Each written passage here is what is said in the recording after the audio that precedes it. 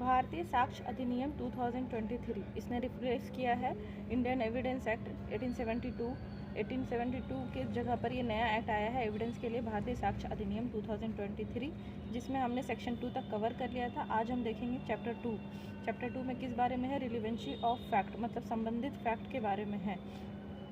संबंधित फैक्ट वो फैक्ट होता है जो किसी केस में फैक्ट इन इशू से संबंधित होता है, फैक्ट इन इशू से रिलेटेड होता है वो फैक्ट, और कोर्ट को हेल्प करता है किसी केस को डिसाइड करने में। वो सारे फैक्ट रिलेवेंट फैक्ट होते हैं।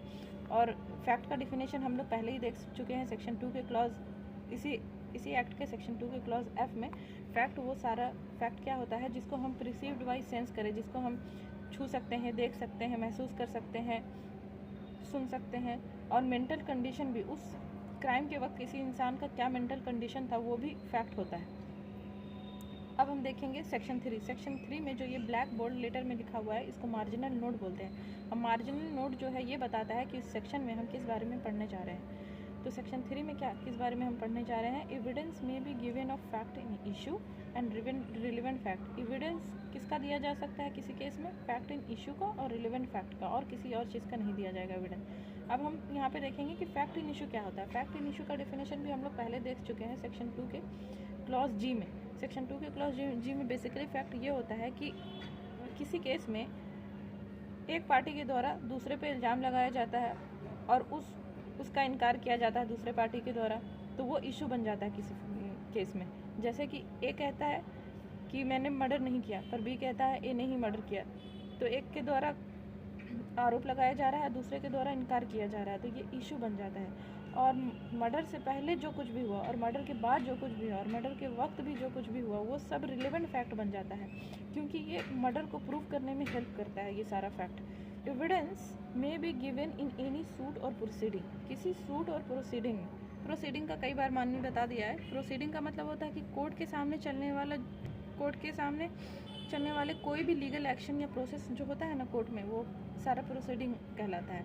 और सूट क्या होता है कि सिविल कोर्ट में जो फाइल किया जाता है केस, उसको सूट कहते हैं। सिविल केस क्या होता है वो भी मैंने बता दिया था कि सिविल केस जो पर्सनल और प्राइवेट राइट से रिलेटेड जो भी मैटर होता है, जो भी केस होता है, वो सिविल केस कहलाता है। जैसे marriage, divorce, maintenance, contract, property से रिलेटेड जो भी केस होता है वो सिविल केस होता है, और सिविल केस को ही हम लोग सूट बोलते हैं। इसमें जो सिविल केस में क्या होता है ना कि इसमें पनिशमेंट नहीं दी जाती है, बल्कि जो डैमेज हुआ है उसके लिए कंपनसेशन दिया जाता है, मतलब कोई राइट डिक्लेयर की जाती है या किसी काम को करने ना करने का ऑर्डर दिया जाता है। इसमें पनिशमेंट नहीं दी जाती सिविल केस में। जो किसी काम को करने या ना करने का जो ऑर्डर दिया जाता है ना, इसको इंजेक्शन कहते हैं।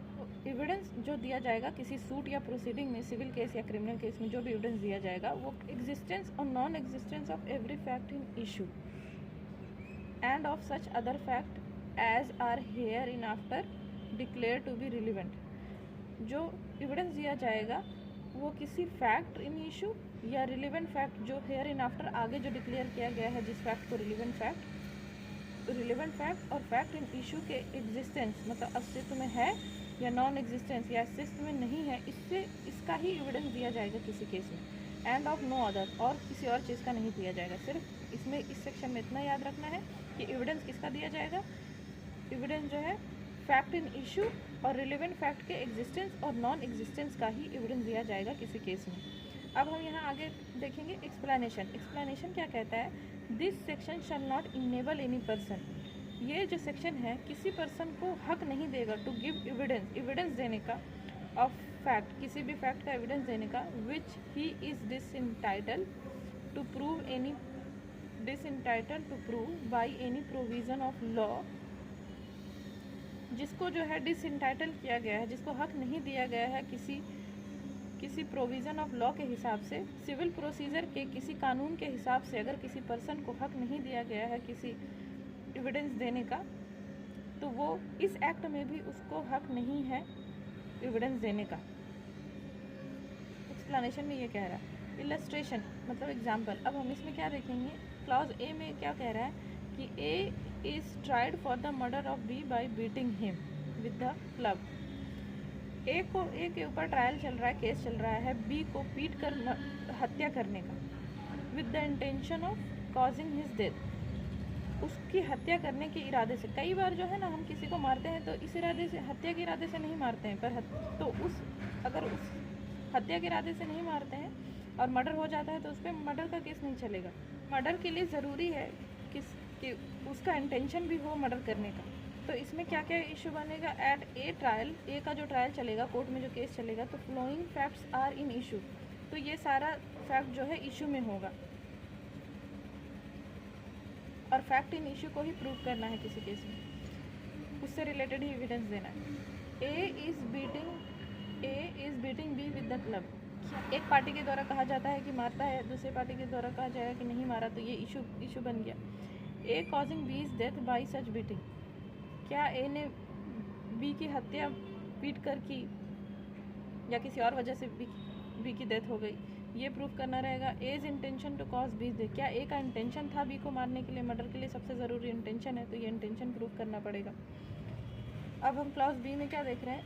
ए शूटर का मतलब होता है प्लेंटिव, शिकायत करता है। सिविल केस में जो केस फाइल करता है ना, उसको प्लेंटिव बोलते हैं, शिकायतकर्ता को प्लेंटिव बोलते हैं और उसको शूटर भी बोलते हैं। तो shooter does not bring with him, ये शूटर जो है अपने साथ नहीं लाता। And have in readiness for production at the first hearing of the case, readiness ready भी नहीं है प्रोडक्शन के लिए, देने के लिए फर्स्ट हेयरिंग पर केस के अबाउंड, मतलब कोई document on which he rely, किसी केस में वो जिस डॉक्यूमेंट्स के भरोसे वो जिसने केस फाइल किया, जिस पे वो रिलाई करता है, ना ही वो ले करके आया है फर्स्ट हेयरिंग में और ना ही वो रेडी है देने के लिए फर्स्ट हेयरिंग में केस के वो बाउंड डॉक्यूमेंट्स। तो दिस सेक्शन जो है डज नॉट, ये सेक्शन जो है उसको हक नहीं देगी, इनेबल नहीं करेगी टू प्रोड्यूस द बाउंड, उस डॉक्यूमेंट को देने के लिए और प्रूव करने के लिए उसका कंटेंट्स, मतलब प्रूव इट्स कंटेंट्स, मतलब उसमें जो लिखा है उस डॉक्यूमेंट्स में उसको प्रूव करने का हक नहीं देगी।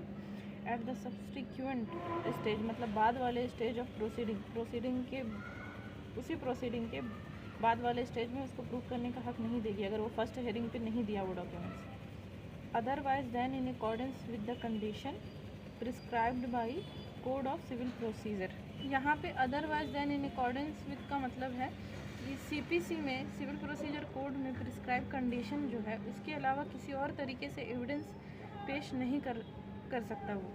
अब हम आगे पढ़ेंगे क्लोजली कनेक्टेड फैक्ट्स के बारे में। हम क्यों पढ़ रहे हैं क्लोजली कनेक्टेड फैक्ट्स के बारे में? क्योंकि किसी केस में जो है एविडेंस जो दिया जाएगा सिर्फ फैक्ट इन इशू और क्लोजली कनेक्टेड फैक्ट, जिसको रिलेवेंट फैक्ट कहते हैं, सिर्फ उसका ही दिया जाएगा। तो अब हम यहाँ से पढ़ेंगे क्लोजली कनेक्टेड फैक्ट। ये जो है सेक्शन 4 से लेकर के 50 तक क्लोजली कनेक्टेड फैक्ट के ही बारे में बताया गया है कि कौन कौन सा फैक्ट जो है किसी केस में क्लोजली कनेक्टेड फैक्ट होगा। तो सेक्शन 4 का मार्जिनल नोट क्या है? Relevancy of fact forming part of same transaction का मतलब है वो फैक्ट भी किसी केस में संबंधित फैक्ट होंगे जो घटना, ट्रांजैक्शन मतलब कोई घटना जो क्राइम जिसके लिए केस फाइल हुआ है उसी घटना का पार्ट हो, जो भी फैक्ट उस घटना के पार्ट हो, चाहे वो ट्रांजैक्शन वो घटना से जस्ट पहले हुआ हो, बाद में हुआ हो, या उसी वक्त हुआ हो, या उसी जगह हुआ हो, या उस जगह जहाँ क्राइम हुआ है, जहाँ मर्डर हुआ, या उससे रिलेटेड दूसरी जगह पे हुआ हो, वो सारा जो है रिलेवेंट फैक्ट होगा। आगे हम पढ़ते हैं fact which though not in issue, fact जो कि इशू में नहीं है, are so connected with the fact in issue, और फैक्ट इन इशू से कनेक्टेड है। और रिलेवेंट फैक्ट का क्या होता है? Relevant fact as to form part of same transaction, और वो फैक्ट रिलेवेंट होगा जो सेम घटना का पार्ट हो, उसी क्राइम का पार्ट हो, उस घटना उस क्राइम के आसपास जो भी कुछ हुआ हो वो सारा रिलेवेंट फैक्ट होगा। आर रिलेवेंट है ना। वेदर दे अकर्ड, चाहे वो हुआ हो एट द सेम टाइम, उसी घटना के टाइम में भी वही वो हुआ हो एंड उसी प्लेस पे हुआ हो, या डिफरेंट टाइम और डिफरेंट प्लेस पे हुआ हो पर उसी घटना का ही पार्ट हो वो घटना, तो वो भी रिलेवेंट होगा। रजिस्ट्रेशन एग्जाम्पल में हम क्या देखेंगे? Clause A is accused of murder of B by beating him, A पे है, ए जो है आरोपी है बी को पीट कर मारने का। वट एवर हुआ सेड, जो भी कहा गया हो और डन किया गया हो ए के द्वारा और जिसका मर्डर किया गया बी के द्वारा, और द बाई स्टैंडर मतलब वहाँ खड़े लोगों के द्वारा एट द पीटने के टाइम पे, और सो शॉर्टली बिफोर और आफ्टर, अब पीटने से जस्ट पहले और बाद जो भी ए के द्वारा बी के द्वारा वहाँ खड़े लोगों के द्वारा किया गया हो, वो जो है उस ट्रांजैक्शन का पार्ट है, वो ना करना। तो ये सब रिलेवेंट फैक्ट है। क्लॉज बी में हम देख रहे थे, A is accused of waging war against the government of India by taking part in armed instruction in which property is destroyed, troops are attacked and jails are broken. A जो है आरोपी है, waging war मतलब शुरू करना war against government of India के against war शुरू करने का आरोपी है, by taking part in armed instruction. Armed instruction मतलब हथियार के साथ सरकार के खिलाफ बगावत या विद्रोह करना, इन विच प्रॉपर्टी इज़ डिस्ट्रॉय जिसमें प्रॉपर्टी को डिस्ट्रॉय किया जाता है, ट्रूप्स आर अटैक्ड मतलब जवान और फौजी पे अटैक करके, and jail are broken open, and jails are broken open मतलब जेल को तोड़कर खोल देना। The occurrence of this fact is relevant, ये सारा फैक्ट का होना किसी केस में, वेगिंग वॉर के केस में ये सारा फैक्ट जो है ये सारा रिलेवेंट होगा as forming part of general transaction, क्योंकि ये वेगिंग वॉर का ही हिस्सा है। आर्म्ड इंस्ट्रक्शन में शामिल होना, प्रॉपर्टी डिस्ट्रॉय करना, ट्रूप्स पे अटैक करना, जेल तोड़ना, ये वेगिंग वॉर का ही ये सारा पार्ट है, इसीलिए ये सारा फैक्ट जो है रिलेवेंट होगा। दो ए जिस पे इल्ज़ाम लगाया गया है वेगिंग वॉर का, may not have been present at all of them, भले ही ए जो है हर जगह प्रेजेंट नहीं था, प्रॉपर्टी डिस्ट्रॉय करने में होगा नहीं था, या ट्रूप पे अटैक करने में नहीं था, जेल तोड़ने में नहीं था, लेकिन वो वेगिंग वॉर में शामिल था, तो उसके खिलाफ जो केस चलेंगे उसमें ये सारा जो फैक्ट है वो रिलेवेंट फैक्ट होगा। क्लॉज सी में क्या है, A sues B for libel content. Libel content का मतलब है लिख कर बदनाम करना, मतलब किसी के बारे में झूठी गलत बात लिखकर उसके रेपुटेशन को नुकसान पहुंचाना। तो ए ने बी पे मुकदमा किया है कि लेटर जो फॉर्मिंग पार्ट ऑफ कॉरस्पॉन्डेंस, ए और बी के बीच में जो लेटर एक्सचेंज हुआ था उसमें उस लेटर में लिखकर बदनाम किया है बी ने ए को। तो लेटर्स जो है between the parties relating to subject out of which the label arose and forming, जो भी लेटर जो है जो एक्सचेंज हुआ है ए और बी के बीच में, वो जो है इस घटना का जो है पार्ट है, जहाँ से बदनाम करने वाला लेटर का मुद्दा उठा है, उसी घटने का ये जितना भी लेटर उस ए और बी के बीच में एक्सचेंज हुआ है वो रिलेवेंट फैक्ट है उस केस में।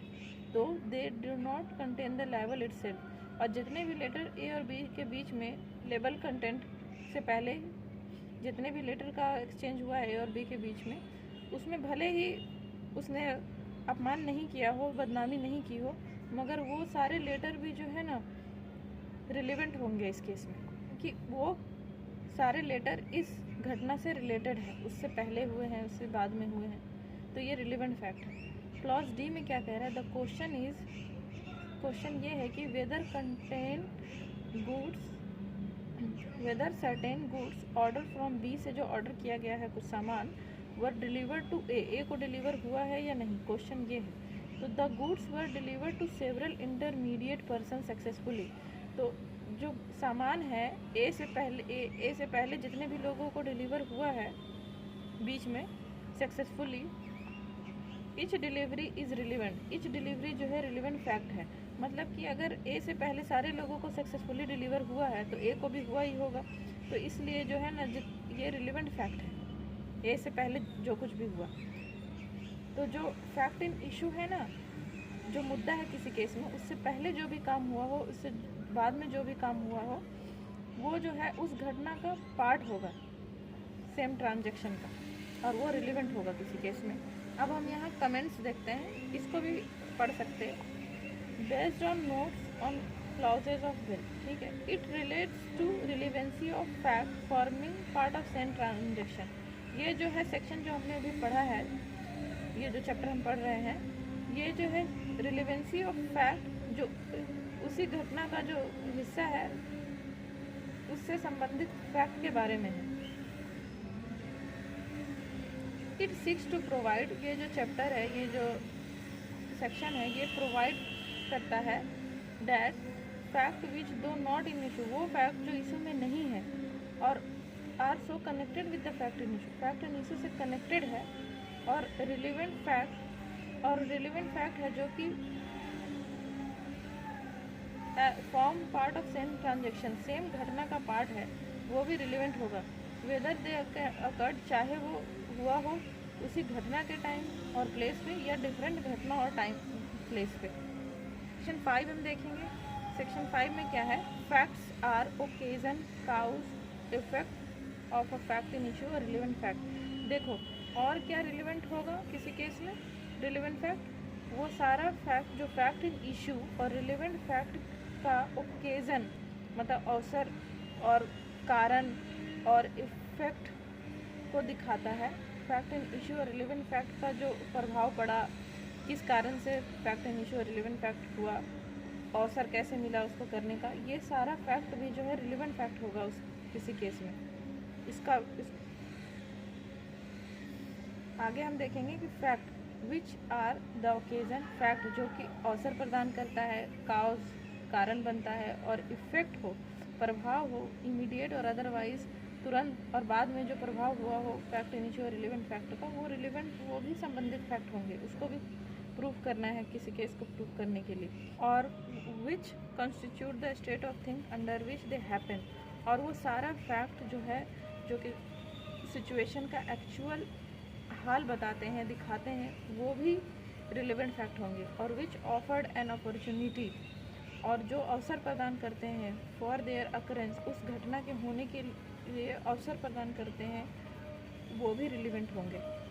तो इस सेक्शन में इतना ही याद रखना है कि ओके फैक्ट इन इशू और रिलेवेंट फैक्ट का जो ओकेजन काउज और इफेक्ट होगा वो भी रिलेवेंट फैक्ट में आएगा।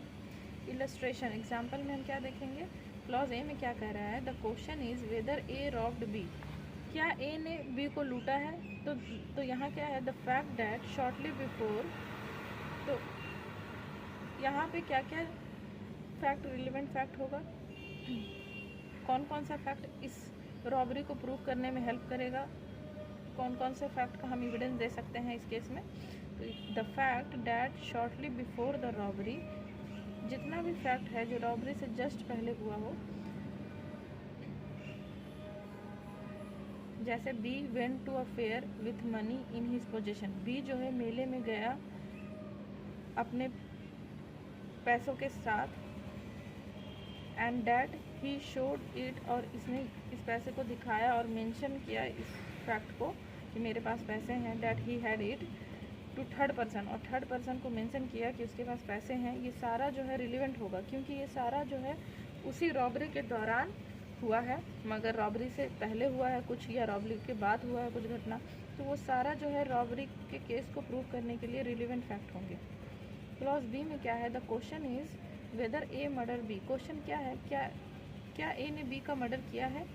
तो मार्क्स ऑन ग्राउंड, ज़मीन पे जो निशान है, produced by the struggle at or near the place where the murder was committed, जहाँ मर्डर हुआ है उस जगह पर या उस जगह के पास मर्डर के स्ट्रगल के दौरान जो भी निशान हुआ है ना ज़मीन पे, वो रिलेवेंट होंगे क्योंकि वो मर्डर के जस्ट पहले मर्डर का इफ़ेक्ट है, मर्डर के वजह से वो ग्राउंड पे निशान बना है,